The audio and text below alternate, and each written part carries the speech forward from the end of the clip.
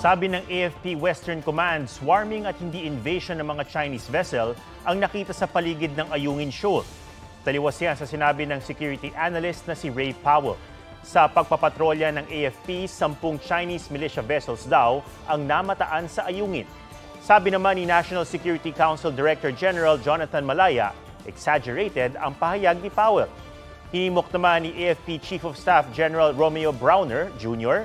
ang mga mangingisda sa Palawan na maging bahagi ng maritime CAFGU sa West Philippine Sea. Sa ulat ng Super Radyo Palawan, sinabi niyang di naman daw sila makikipaglaban kundi magiging dagdag pwersa sa West Philippine Sea para lalo para mapalakas ang territorial claim ng Pilipinas. Bibigyan din daw sila ng allowance at mga benepisyo.